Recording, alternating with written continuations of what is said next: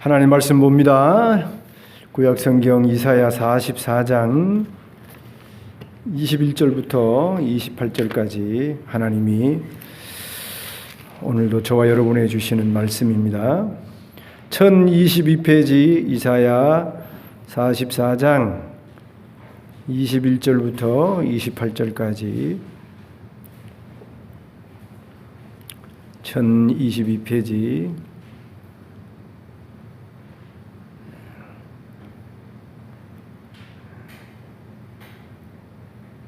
나에게 주시는, 여러분 각자에게 주시는 말씀입니다. 야곱아, 이스라엘아, 이 일을 기억하라. 너는 내 종이니라. 내가 너를 지었으니 너는 내 종이니라. 이스라엘아, 너는 나에게 잊혀지지 아니하리라. 내가 내 허물을 빽빽한 구름같이 내 죄를 안개같이 없이 하였으니 너는 내게로 돌아오라. 내가 너를 구속하였음이니라. 여호와께서 이 일을 행하셨으니 하늘아 노래할지어다. 땅의 깊은 곳들아 높이 부를지어다. 산들아 숲과 그 가운데 모든 나무들아 소리내어 노래할지어다. 여호와께서 야곱을 구속하셨으니 이스라엘 중에 자기의 영광을 나타내실 것이미로다. 내 구속자여, 모태에서 너를 지은 나 여호와가 이같이 말하노라. 나는 만물을 지은 여호와라. 홀로 하늘을 폈으며 나와 함께 한 자 없이 땅을 펼쳤고 헛된 말을 하는 자들의 징표를 패하며 점치는 자들을 미치게 하며 지혜로운 자들을 물리쳐 그들의 지식을 어리석게 하며 그의 종의 말을 세워주며 그의 사자들의 계획을 성취하게 하며 예루살렘에 대하여는 이르기를 거기에 사람이 살리라 하며 유다 성읍들에 대하여는 중건될 것이라. 내가 그 황폐한 곳들을 복구시키리라 하며 기품에 대하여는 이르기를 마르라. 내가 내 강물들을 마르게 하리라 하며 고레스에 대하여는 이르기를 내 목자라. 그가 나의 모든 기쁨을 성취하리라 하며 예루살렘에 대하여는 이르기를 중건되리라 하며 성전에 대하여는 내 기초가 놓여지리라 하는 자니라. 아멘. 지난 한 주간 또 교회의 허락과 배려를 받아서 쉬는 시간을 가졌습니다. 해마다 휴가를 가면 그냥 쉰다는 것보다 어떤 주제를 가지고 테마를 가지고 쉬려고 노력을 합니다. 올해도 지난해 제가 환갑을 지냈기 때문에 지난 60년을 한번 돌아보는 시간을 가지면 좋겠다. 그래서 제 태어난 곳에 다녀왔습니다. 제 태어난 곳이 강원도 속초입니다. 그래서 속초에 갔다 왔는데, 그리고 이제 어머니가 계시는 서울에도 다녀오고, 속초에 가서 속초 밑에 강릉, 속초 이렇게 붙어 있지 않습니까? 조금 떨어져 있기는 합니다만 두 군데를 이렇게 다녀왔는데, 지금은 여름이라서 녹음이 져서 다 가려져 있었어요. 근데 가까이 가보니까 동해안 그 산불의 흔적이 강릉에도 깊이 새겨져 있고 속초에도 깊이 새겨져 있더라고요.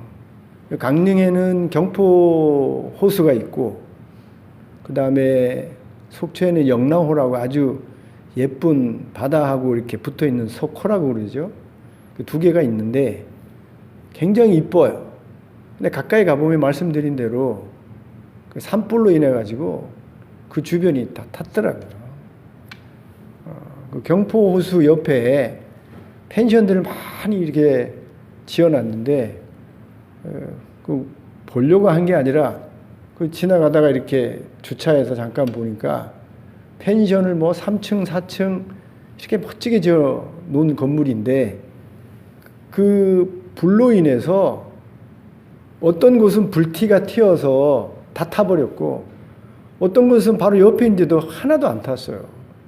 산 밑에 안 탄 펜션이 있고 아주 고스란히 아무 피해 없이 그대로 있는 펜션이 있고 또 한 곳은 불티가 튀어가지고 완전히 소실이 됐어요. 콘크리트 건물인데 소실이 돼서 앞에다가 플랜카드로 한전에게 그 보상해달라. 내 전 재산을 여기 다 투자했는데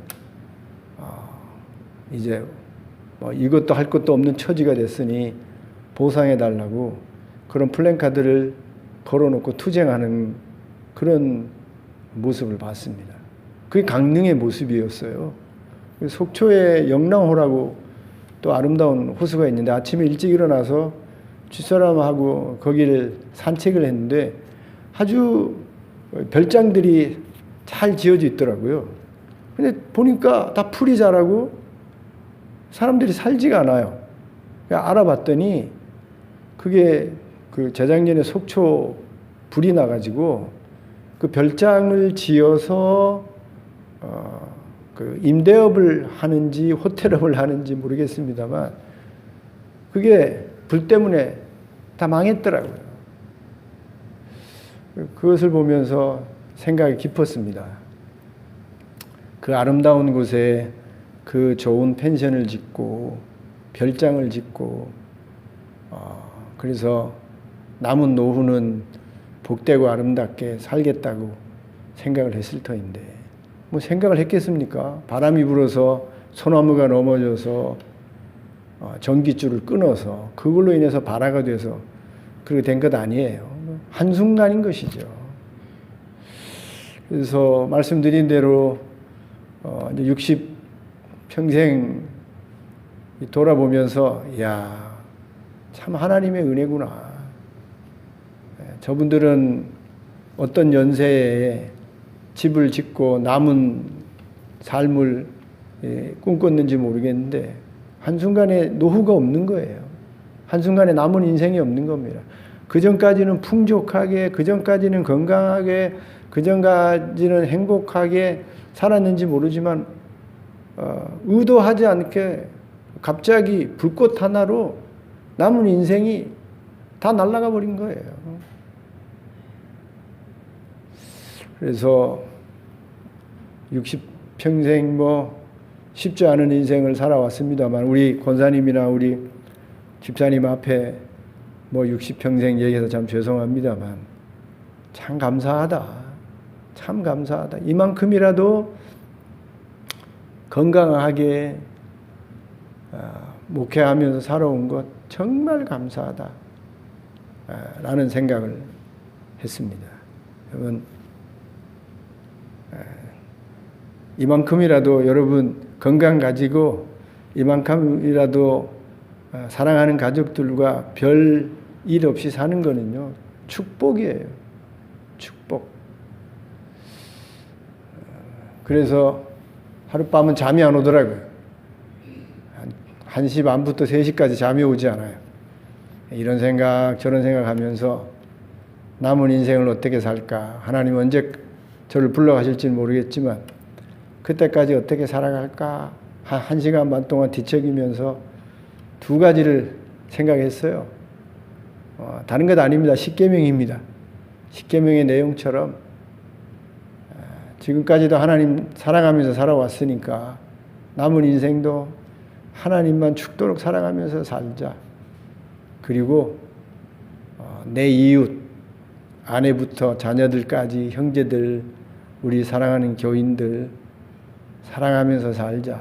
그게 제일 남은 인생 아름답고 복되게 사는 인생일 것 같다. 이번 휴가 때 이 두 가지를 깊이 마음판에 새기고 왔습니다. 지금 있는 곳에 만족하시고 감사하시고 하나님의 은혜와 복인 줄 알고 영광을 돌리면서 기뻐하면서 사시기를 부탁드립니다. 여러분, 이사야서는 구약의 복음서라고 할 수 있습니다.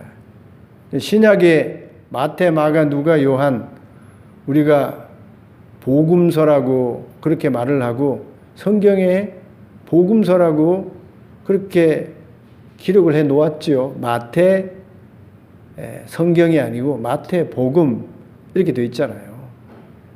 우리 죄 지은 인간이, 희망이 없는 인간이 아무 소망도 없이 절망 속에, 불행 속에 인생을 끝내야 되는데, 그런 우리 인생에게 하나님께서 예수님을 통해서 구원의 기쁜 소식을 전해주셨죠. 예수님을 가까이에서 따르면서 그 구원의 기쁜 소식을 듣고는 마태가 기쁜 소식, 복음의 소식을 기록했습니다. 마가도, 누가도, 요한도 그렇게 복음의 기쁜 소식을 기록해서 신약 성경에 복음서로 남겨 놓았지요. 그런데 구약에도 복음서가 있다니까요. 구약에도 우리에게 죄인으로 절망 가운데, 어려움 가운데, 고통 가운데 희망 없이 살아야 하는 우리 인생에게 하나님이 주신 기쁨의 소식이 있어요. 복음의 내용이 있어요. 그걸 가장 많이 담아놓은 책이 이사야서입니다. 이사야서는 우리가 앞에서 살펴봤지만 희망 없는 죄인들이, 무너진 죄인들이 얼마든지 새 희망을 가지고 소망을 가지고 다시 용기 내어서 기쁨 가운데 살 수 있는 하나님의 기쁨의 소식이 여기 이사야서에는 가득가득 채워져 있는 것입니다.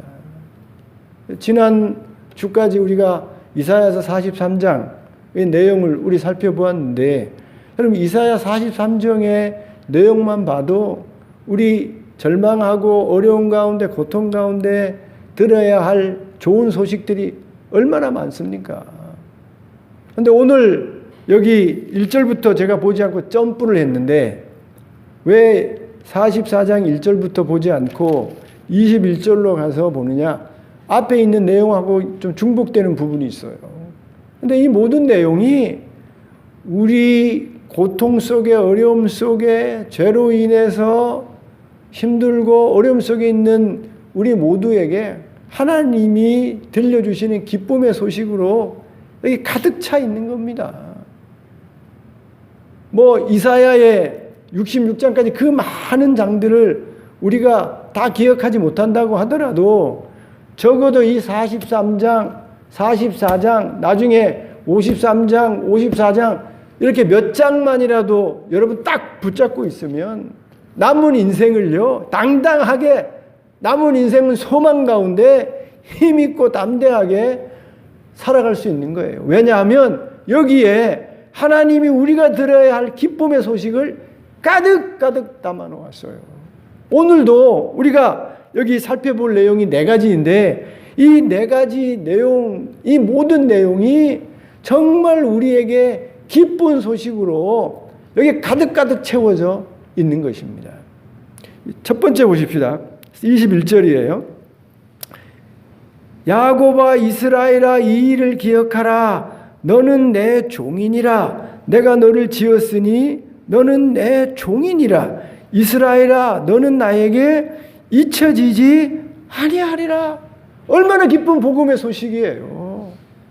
이스라엘 백성이 지금 어떤 삶을 살아왔습니까? 지금 어떤 삶을 살고 있습니까? 하나님 앞에 의인의 삶, 하나님이 기뻐하는 바른 삶을 살고 있지 않지 않습니까? 하나님 앞에 죄를 지어서 잘못된 길을 걸어가서 하나님의 매를 맞고 부끄러운 상태에 있는 이스라엘 백성 아닙니까? 하나님 앞에 당당히 설 수 없는 그런 이스라엘 백성이에요. 그런데 그 이스라엘 백성을 향해서 하나님이 말씀하시기를 너는 기억해라. 너는 잊지 말고 기억해라. 너는 내 종이다. 비록 너가 죄를 짓고 잘못된 길을 걸어가서 부끄러운 자리에 있지만 그렇다고 하더라도 너는 내 종이다. 내가 너를 지었다. 이스라엘아, 너는 나에게 잊혀지지 아니하리라. 잊혀지지 않는 존재라는 거예요. 지울 수 없는 존재라는 거예요. 얼마나 감사하고 감사한 복음의 소식입니까? 기쁜 소식입니까? 앞에서도 우리가 살펴보았습니다만 예수님께서 탕자의 비유를 말씀하시지 않았습니까? 그게 탕자의 잊지 않는 일을 예수님이 이해하기 쉽게 이야기로 스토리로 만들어서 들려줄 수도 있는 그런 이야기이고 실제로 일어날 수도 있는 이야기인 것이죠. 사랑하는 아들이 어느 날 아버지 형편과 처지는 전혀 생각하지 않고 아버지의 입장을 공감하지 않고 자기만 생각하는 거예요. 여러분, 제가 최근에 인지심리학이라는 책을 살펴보았는데 거기에 보면 그 가장 위험한 사람들이요, 이 세 종류의 사람이 있어요. 이 첫 번째 사람은 사이코패스입니다. 다 들어보셨죠? 사이코패스의 특징이 뭐냐면 감정이 하나도 없어요. 사람의 뭐 슬픔, 아픔, 기쁨, 이런 기쁨을, 이 감정을 전혀 느끼지 못해요. 사람을 죽여도 거기에 대해서 뭐 공포나 또는 부끄러움이나 죄책감이나 전혀 감정이 없는 상태의 사람을 가지고 우리가 사이코패스라고 합니다. 얼마나 위험한 사람인지 몰라요. 사람을 뭐 100명 명이 죽여도 양심의 가책이 하나도 없어요. 사이코패스는 감정을 느끼지 못하는 게 그게 사이코패스예요. 여러분, 내가 만약에 감정을 하나 느끼지 못한다면 여러분 조심하셔야 돼요. 사이코패스일 수 있어요. 그 다음에 이 소시오패스라는 게 있어요. 사이코패스하고는 조금 다르죠. 소시오패스라는 말은 감정은 좀 있어요. 감정은. 그런데 공감을 하지 못해요. 공감. 다른 사람이 아프고 다른 사람이 뭐 힘들고 눈물이 나고 뭐 어렵고 이런 데 대해서 전혀 공감을 하지 못해요. 감정은 있는데 그런 사람은 소시오패스. 그 다음에 이런 사람도 위험한 사람이죠. 그죠? 소시오패스, 다른 사람이 전혀 공감하지 못하는 사람, 이런 소시오패스도 위험한 사람이다고요. 또 다른 세 번째 좋지 않은 사람이 나르시즘이라서요. 이 나르시즘이라는 게 내 얼굴만 보고 있는 거예요. 내 얼굴만. 자기만 관심을 두고 자기만 사랑하는 사람. 이걸 거울에 비친 나, 물에 비친 내 얼굴만 보고 감동하고 나에게만 관심을 두는 사람. 이런 사람을 나르시즘이라고 하는데 이 자기에 갇혀 있는 사람, 이런 사람이 위험한 사람이에요. 다른 사람이 죽든지 말든지 아무 생각하지 않습니다. 오직 관심은 나만 있는 거예요. 이런 사람들은 여러분 좀 피하는 게 좋아요. 사이코패스 친구 삼으면 안 되겠죠. 언제 죽을 수도 있는 겁니다. 감정은 있는데 전혀 공감 능력이 없는 소시오패스, 오로지 모든 그 생각은요, 나밖에 없어. 내 먹는 것, 내 입는 것, 내 행복한 것, 다른 사람이야 죽든지 말든지, 이런 사람들은 다 공감 능력이 없는 사람입니다. 탕자가 그런 거예요. 아버지가 어떻게 그렇게 부를 이루기 위해서 노력하고 애쓰고 힘썼는지, 자기를 어떻게 풍요하게 길렀는지 거기는 하나도 관심이 없어요. 오직 아버지의 재산을 가지고 잘 먹고 잘 살, 그런 생각만 하는 이 나르시즘의 대표적인 사람이 탕자인 것입니다. 탕자가 오늘 아버지한테 내 재산 내주시오. 아버지가 얼마나 그 말을 들었을 때 아플지 힘들지 생각하지 않아요. 오로지 아버지의 물려준 재산 가지고 즐길 것만 생각하고 그 재산을 가지고 먼 나라에 가지 않습니까? 그 나라에 가서 다 탕진해서 우리가 안대로 돼지와 함께 지업 열매를 먹으면서 가장 인간으로서 떨어질 가장 낮은 나라까지 돼지인지 사람인지 구분하지 못할 그런 자리에 떨어지지 않습니까? 근데 그런 자리에 떨어지게 되면 그때요, 앞에서도 말씀드렸습니다만 자기 정체성을 잃어버리는 거예요. 내가 아버지께서 귀하게 여기는 아들이라는 그런 자기 인식, 자기 정체성을 잃어버리는 거예요. 자기가 지은 죄가 너무나 크니까, 자기가 행한 그 잘못이 너무나 크니까 그 죄 때문에 자기의 본분을, 자기의 정체성을 주장하지도 못하고 내세우지도 못하고 일부러 부정하는 자리까지 이르게 되는 겁니다. 아유, 나는 더 이상 아버지의 아들이 될 수 없어. 이렇게 아버지의 그 형편을 공감하지도 못하고 이렇게 죄를 지어서 돼지처럼 살고 있는데 내가 어떻게 아버지의 아들이 될 수 있겠나. 이제는 아버지의 아들 될 수 없고 이제는 그저 아버지 집에 품꾼 정도밖에 되지 못한다. 이게 우리 죄 지은 인간이, 잘못된 삶을 사는 인간들이 가지게 되는 그런 마음이에요. 그런데 우리 하나님이 오늘 여기 복음으로 뭐라고 얘기했냐면, 이스라엘 백성아, 너희가 잘못 살아서, 너희가 죄를 지어서 부끄러운 자리에, 어려운 자리에, 고통 속에 있어서 내가 사랑하는 하나님의 백성, 하나님이 특별히 택하여 지은 백성이라는 사실까지도 너희는 잊어버렸다고 하더라도, 아니 잊어버린 게 아니라 일부러 잊고 싶어 할지라도 하나님이 잊지 않는다는 거예요. 너는 나를 잊으려고 해도, 아니 너는 잊어버렸다고 하더라도 나는 너를 잊지 않는다. 아무리 죄를 지었어도, 아무리 잘못된 길을 걸어간다고 하더라도, 그래서 고통 속에 있다고 하더라도 너는 내가 특별히 선택해서 지은 내 백성이야, 내 종이야. 너를 절대로 잊지 않아. 여러분, 이런 복음이 어디 있어요? 신약에도 우리에게 기쁨이 되는 많은 소식이 있지만, 이런 우리에게, 죄인된 우리에게, 잘못 살아가는 우리에게 이런 기쁜 소식이 어디 있겠습니까? 너는 내 종이다. 너는 내 아들이다. 너는 내 딸이다. 나는 절대로 너를 잊지 않는다. 얼마나 감사한 말씀입니까? 두 번째로요, 여기 또 복음의 소식이 있어요. 22절입니다. 다 같이 한번 읽어봅시다. 시작. 내가 내 허물을 빽빽한 구름같이 내 죄를 안개같이 없애하였으니 너는 내게로 돌아오라. 이스라엘 백성이 얼마나 죄가 많으면, 여기 이스라엘 백성이 지은 죄를 어떻게 표현했습니까?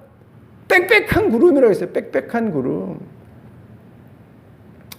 제가 금요일 날 서울에서 내려오는데, 저기 서울부터 대전까지요, 햇빛이 얼마나 뜨거운지, 막 휴게소에 차를 대어 놓았는데 이 밑에 바퀴 아래 아스팔트가 녹을 지경이에요. 아니 이제 한여름이 조금 지나갔다고 싶었는데 막 얼마나 뜨거운지 말이에요. 막 푹푹 찌는 거예요. 막. 그리고 막 고속도로에 차들이 얼마나 많은지 막, 와, 너무 힘들더라고요. 너무 힘들어요. 그런데 대전 통영 고속도로로 들어와서 저기 덕유산을 지나가지고 저 밑에 지리산 함양이 보이는데, 지리산 쪽에요, 시커멓더라고요. 저기 구름이 빽빽하네. 저기 좀 비가 오는가? 내려왔는데 말이에요. 막 산청쯤 오니까 막 앞이 안 보일 정도로 비가 와요. 앞이 안 보일 정도로. 정말 빽빽한 구름이에요. 막 시커매서 말이에요. 대낮인데도 밤처럼 막 시커매져가지고 말이에요. 막 비가 그냥 폭포수처럼 쏟아내리는데, 여러분 그런 구름 보셨죠? 하늘이 가려서, 아니 햇빛이 들어오지 않아서 낮인데도 밤 같은 그런 구름 보셨지 않습니까? 이스라엘의 죄가 지금까지 시조 아브라함부터 이스라엘은 지금까지 지어온 죄를 모으고 계산하고 양으로 양이 아니라 죄의 질로 봐도 말이에요. 얼마나 지은 죄가 많고 지은 죄가 심한지 빽빽한 구름 같단 말이에요. 제가 통영도 살아보니까 봄철에 안개가 굉장히 심해요. 새벽기도 올 때 제가 미수동에서 여기까지 올 때 보면 어떨 때는요 비상 깜빡이를 켜고 옵니다. 앞이 어떨 때는 심지어 한 10m도 안 보여. 그 정도로 빽빽한 안개가 낄 때가 있습니다. 하나도 안 보여요. 막 비상등 안 켜면 언제든지 부딪혀 사고 날 수 있는 것이죠. 그 정도로 이스라엘 백성이 시조부터 이사야 선지자가 하나님의 말씀을 선포하는 이 시대까지 이스라엘 백성이 지어온 죄가 그렇게 빽빽한 구름처럼 앞이 안 보이는 안개처럼 그렇게 많다는 거예요. 그렇게 많다는 거예요. 하나님 보시기에, 하나님이 평가하기에 이스라엘 백성이 지은 죄가 그렇게 많고 그렇게 심하다는 거예요. 그런데도 불구하고 오늘 여기 22절에 내가 내 허물을 빽빽한 구름같이, 아무리 빽빽한 구름같이 많은 죄, 심각한 죄라고 하더라도 내 죄가 안개같이 앞이 구별되지 않는 그렇게 많은 죄, 심각한 죄라고 하더라도 내게로 돌아오라. 내게로 돌아오라. 돌아오기만 하면 안개같이 없이 하였으니 하나님이 싹 없애준다는 거예요. 여러분, 이런 기쁨의 소식, 이런 복음의 소식이 어디 있겠습니까? 여러분, 앞에서도 우리가 이런 하나님의 용서해 주시는 기쁜 소식, 복음의 소식을 충분히 살펴봤지 않습니까? 지난주에도요, 우리 하나님이 돌아오라, 회개해라, 그러면 내 죄를 도말하겠다. 도말이 뭐예요? 어떤 죄라도, 어떤 많은 죄, 어떤 심각한 죄라도 도말 싹 없애주겠다는 거예요. 아닙니까? 여러분, 도색이라는 말이 있잖아요. 도색. 여기 시커먼, 여기 벽에 하얀데 막 애들이 낙서를 하고 페인트를 칠해가지고 더러워졌어요. 그래서 보기가 흉한데, 아이고 더럽다고 여기다가 하얀 그 회벽으로 다시 칠하면 그 더럽던 낙서가 없는 것처럼 하얘지지 않습니까? 그걸 도색이라고 하잖아요. 아무리 우리가 죄를 많이 지었다고 하더라도 하나님 앞에 돌아와서 회개하기만 하면 도색처럼 하나님이 하나님이 싹 없애주시겠다는 거 아니에요. 거기 도말하고 그 다음에 또 뭐라고 기억하지 않겠다. 너희가 지어온 죄가 시조부터 지금까지 너무나도 많은데 돌아와서 회개하기만 하면 내가 그 모든 죄를 다 도말해서 하나님의 머릿속에서, 기억 속에서 싹 지워버리겠다. 내가 전혀 기억하지 않겠다. 라고 말씀하시지 않습니까? 그게 우리 지난주에 살펴본 말씀 아니에요? 아니, 이전에 앞에 여러분 이사야를 시작하는 초입에 그 이사야 6장에 뭐라고 되어 있습니까? 뭐라고 되어 있어요? 너희 죄가 주홍 같을지라도 그냥 붉은 불그스리한 정도가 아니고 막 진홍이면요 붉고 붉은 죄 아닙니까? 그 다음에 뭐예요? 너희 죄가 주홍 같을지라도 붉은 정도가 붉고서 주홍 같을지라도 내가 흰 눈처럼 양털까지 싹 없애주겠다. 우리 한번 변론해보자. 내 죄 용서해 줄 수 있습니까? 내가 이런 큰 죄, 이런 큰 많은 죄를 지었는데 하나님 이런 죄인도 용서될 수 있습니까? 새로 희망을 갖고 살 수 있습니까? 가능해. 변론해보자. 우리가 토의해보자. 얼마든지 될 수 있어. 회개하고 돌아오기만 하면 주홍 같은데, 진홍 같은데, 흰눈처럼 양털처럼 내가 싹 없애줄 거야. 다 도말해버릴 거야. 내 머릿속에 너희 죄를 기억하지도 않을 거야. 오늘 말씀에 너희 죄가 빽빽한 구름 같다고 하더라도 너희가 지은 죄가 안개 같을지라도 싹 없애줄 거야. 다 없애줄 거야. 돌아오기만 하면, 회개하기만 하면 다 용서해 줄 거야. 이런 복음이 어디 있어요? 이런 기쁜 소식이 어디 있습니까? 여러분, 이 세상의 죄는요, 다 우리가 보기에는 상대적이에요. 아이고, 저 사람 진짜 죄인이네. 나는 저 사람처럼 살지 않아서 나는 다행이다. 하나님 앞에는 다 도토리 키재기입니다. 어떤 죄라도요, 어떤 죄인이라도 하나님 앞에 용기 내서 돌아와서 이렇게 풍성한 용서를 주시는 그 하나님을 기억하고 돌아와서 하나님 앞에 회개하기만 하면 하나님이 예수 십자가의 보혈로 싹 씻어 도말하여 주시는 거예요. 제가요, 가끔 가다가 뒤를 돌아보면 부끄러울 때가 많습니다. 그때 왜 그렇게 말을 했을까? 그때 왜 그렇게 행동했을까? 60평생 돌아보면 어떨 때는 혼자 막 우리 집사람한테도 얘기 못하고 자녀들한테도 얘기 못하고 아무한테도 얘기 못하고 저만 아는 부끄러운 일이 있잖아요. 부끄러운 일. 그거 이렇게 떠오를 때가 있으면 정말 부끄럽고 내 인생의 오점이다. 그거 좀 딱 지워졌으면 좋겠다. 그거 안 했었으면 얼마나 좋겠나. 내 인생이 더 하나님 앞에 당당하고 멋질 텐데 또 사람들 앞에 당당하고 멋질 텐데 내가 그때 왜 그런 말을 했고 왜 그때 그런 행동을 했을까? 그게 언뜻 떠오를 때면 정말 부끄럽고 후회스러울 때가 많습니다. 언젠가 하나님 앞에 서면 그 모습이 다 영상이 돌리듯이 여러분 요새 휴대폰 동영상 찍어가지고 탁 누르면 다시 다 나오잖아요. 그것처럼 제 인생이 파노라마처럼 싹 하나님 앞에 다 보여지지 않겠습니까? 그런 날이 올 거예요. 하나님이 심판하시려면 저기 태어날 때부터 지금까지 살아왔던 거, 말했던 거, 행동했던 거 하나님이 싹 돌려서 우리 하나님이 심판하지 않겠어요? 실제로 에스겔서에 보면 여기 여호수아 대제사장이 서 있고 하나님이 재판장으로 서 있고 여기 검사로 마귀가 서 있습니다. 여호수아가 더러운 옷을 입고 이렇게 서 있는 거예요. 하나님 재판장으로 딱 서 있는데 여기 검사로 돼 있는 마귀가 막 참소를 합니다. 여호수아가 이렇게 살았어요. 이렇게 말했어요. 이렇게 대제사장이지만 못된 사람입니다 하고 막 그 참소하는 겁니다.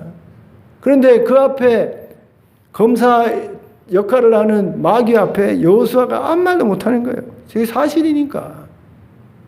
제가 그런 장면을 생각해 봅니다.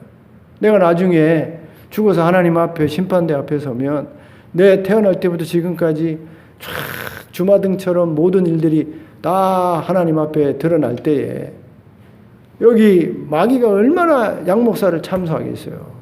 네 목사인데도 그런 말 했지. 네 목사인데도 그런 짓 했지. 네 옛날에 이런 짓 했지. 얼마나 고발하겠습니까? 그게 사실이니까. 제가 그 마귀의 참소에 얼마나 부끄럽겠어요. 하나님 다 알고 계신 하나님 앞에 제가 얼마나 부끄럽겠습니까? 한 말도 못하는 거죠. 정말 어디 표현대로 쥐구멍이나 있으면 들어가고 싶을 거예요. 그런데 그럴 필요가 없습니다. 마귀와 나는 참소하는 마귀와 그 참소의 말을 듣는 나는 정말 힘들겠죠. 후회스럽겠죠. 정말 부끄럽겠죠. 그런데 정작 저를 심판하시고 저를 판단하시는 하나님은 오늘 말씀에 뭐라고 되어 있습니까? 다 용서했단 말이다. 너는 기억해서 부끄러움을 느끼고 있고 너는 지금 기억해서 담대하지 못하지만 나는 다 지웠어.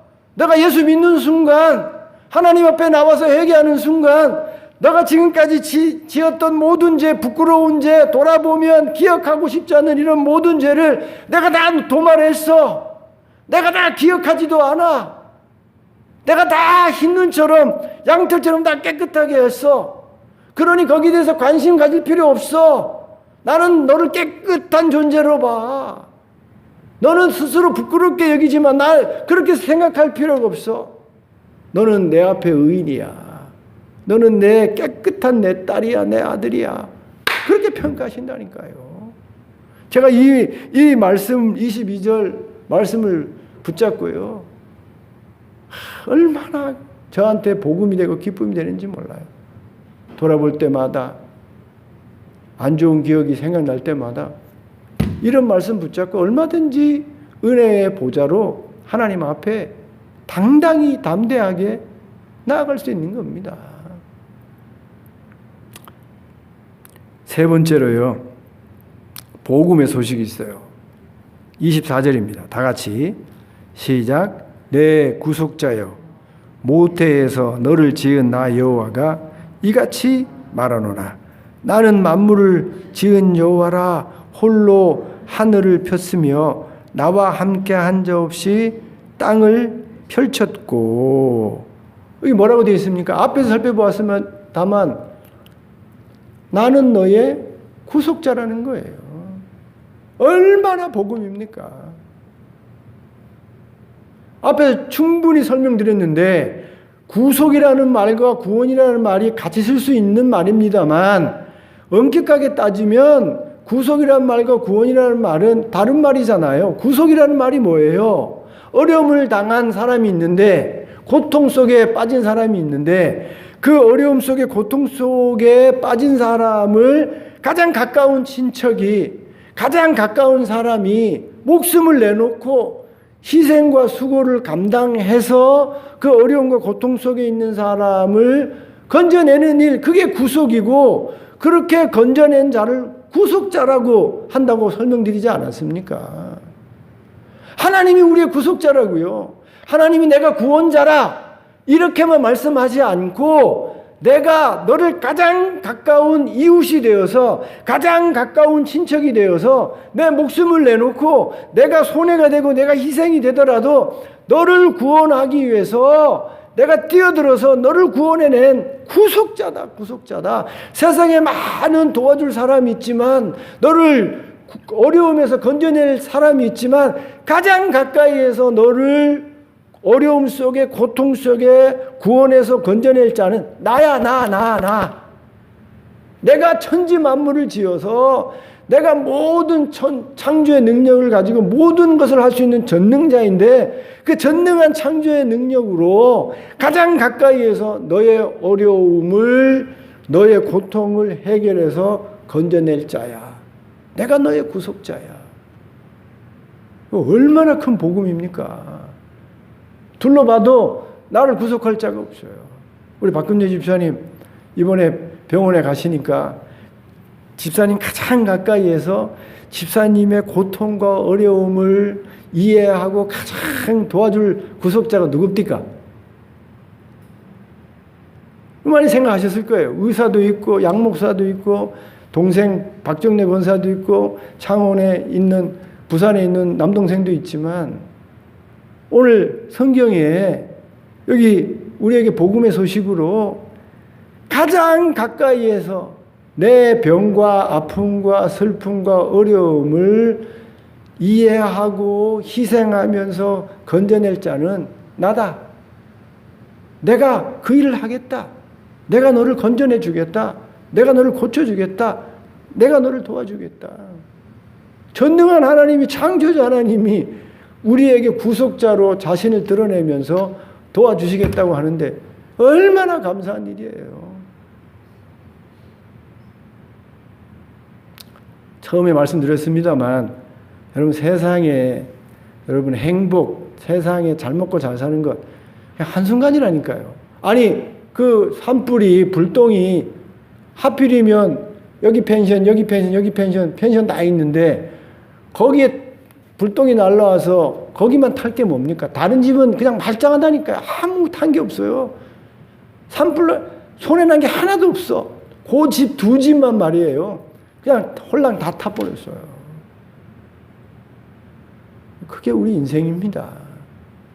대단한 것 같아도요. 그냥 한순간에 사라지고 끝나는 게 우리 인생이에요.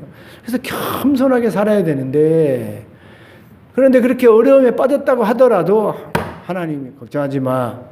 나는 내 구속자야. 그럼 코로나를 위해서 한국교회 작은 교회 6,000개가 문 닫았다고 하는데 우리 교회도 교인들이 그 뭐 코로나로 뭐 이사 가는 일로 또 뭐 이단에 이렇게 반수 이상이 줄어드는데 이거 얼마나 어렵습니까? 근데 이때요, 다른 거 없어요. 뭐 다른 사람이 우리 교회에 구원을 하고 도움을 줄 것 같습니까? 여전히 우리 중림자랑교회를 구속할 자는 누구예요? 하나님의 하나님. 하나님을 구속자로 바라보고 주여 믿습니다 하고 나아가면 언젠가 하나님이 구속해서 세일을 이루어서 깜짝 놀랄 일을 행하신다니까요. 그걸 믿어야 돼요. 그게 복음인 거예요. 마지막 네 번째 복음은요,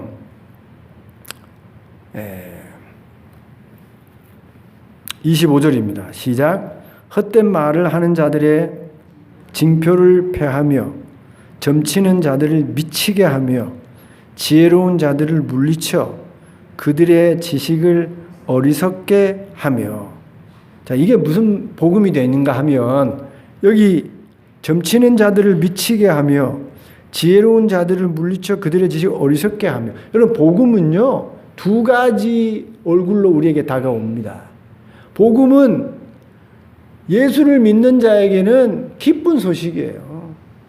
야, 우리 죄인이 하나님 믿고 하나님을 영접해서 죄 용서받고 천국에 간다. 얼마나 기쁜 소식입니까? 그런데 대제사장, 바리새인, 사두개인, 서기관 같은 사람에게는 복음은요, 기쁜 소식이 아니라 심판의 소식이에요. 자기들은 천국에 간다고 생각했는데, 자기는 천국 아랫목에 자리 잡고 있다 생각했는데, 예수님이 이 회칠한 무덤들아, 너희들은 마귀의 자식이다. 똑같은 복음의 소식이요, 어떤 사람에게는 기쁨의 소식이고 어떤 사람에게는 절망의 소식이 되는 겁니다. 오늘 여기 이 말씀이요, 앞에 내가 너희를 잊지 않는다, 내 모든 죄를 구속했다, 내가 너희의 구속자라는 이 복음의 소식은 하나님 앞에 돌아오고 회개하고 손을 들어 하나님을 받아들이고 영접하는 자들에게 정말 기쁨의 소식이지요. 23장 같이 읽어보세요. 23절 다 같이 시작. 여호와께서 이 일을 행하셨으니 하늘아 노래할지어다, 땅의 깊은 곳들아 높이 부를지어다, 산들아 숲과 그 가운데 모든 나무들아 소리내어 노래할지어다. 여호와께서 야곱을 구속하셨으니 이스라엘 중에 자기 영광을 나타내실 것이미로다. 여기 그 기쁜 소식을 듣고 막 산들아 노래하라, 막 기쁨의 찬송을 부르지 않습니까? 받아들이고 회개하고 돌아오는 자들에게는 이렇게 찬송하고 영광을 돌릴 기쁜 소식이지만, 고집을 피우고 회개하지 않고 돌아오지 않는 자들에게는 이 기쁨의 소식은요, 심판의 소식으로 다가오는 겁니다. 앞에 우리가 보지 않았습니다만 9절 보세요. 9절. 우상을 만드는 자는 다 허망하도다. 그들이 원하는 것들은 무익한 것이거늘 그들의 증인들은 보지도 못하며 알지도 못하니 그러므로 뭘 당해요? 수치를 당하나. 18절 보죠. 18절 시작. 그들이 알지도 못하고 깨닫지도 못함은 그들의 눈이 가려서 보지 못하며 그들의 마음이 어두워져서 깨닫지 못함이니라. 아무리 이렇게 복음의 좋은 소식을 들려줘도 네 모든 빽빽한 구름 같은 죄가 돌아오기만 하면 용서받는다. 안개 같은 죄도 회개만 하면 다 사라진다. 내가 너의 가장 가까이 도와줄 구속자다. 아무리 죄를 지어도 내가 너를 절대로 잊지 아니한다. 이걸 깨닫고 이걸 듣고 돌아와서 회개하면 노래하고 찬송하는 기쁨의 소식이 되지만, 귀를 닫고 눈을 닫아서 하나님의 말씀을 듣지 않으면 여기 우상을 섬겨서 수치를 당하는 사람처럼 언젠가는 하나님의 심판이 임한다는 게 또 복음의 소식인 거예요. 복음의 소식은 듣는 자에게는 기쁜 소식이고 듣지 않는 자에게는 심판의 소식인 것입니다. 그래서 제자들이 복음을 전하는데 듣는 사람은 그 마을이 구원을 받고 행복하게 되지만, 듣지 않는 마을은 어떻게 합니까? 나와서 어떻게 해요? 신발에 먼지를 떨어버리는 거예요. 그건 심판의 소식이라니까요. 오늘 하나님이 저와 여러분에게 기쁨의 소식을, 복음의 소식을 들려주었어요.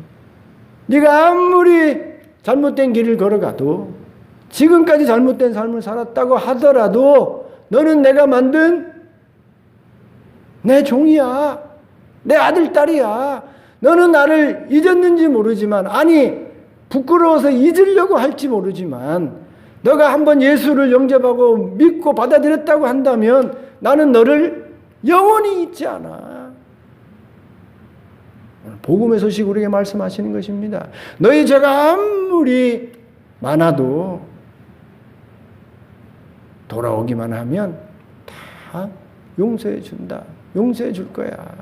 없는 것처럼 할 거야. 힘들고 어려운 상태에 있다고 하더라도 내가 너의 구속자가 돼서 반드시 도와줄 거야. 그러니 이 기쁜 복음의 소식을 받아들이고 돌아와 믿고 회복해라. 그게 오늘 복음의 기쁜 소식인 것입니다. 이 말씀을 듣고 마음판에 새겨서 남은 삶은 또 이 한 주간은 담대하게 복되게 또 행복하게 살아가시는 한 주간 남은 인생이 되시고, 귀 닫고, 이런 복음의 소식인데도 불구하고 귀 닫고 눈 가려서 이 복음에 떨어져서 수치를 당하고 어려움 당하는 일이 없기를 주님의 이름으로 축원드립니다.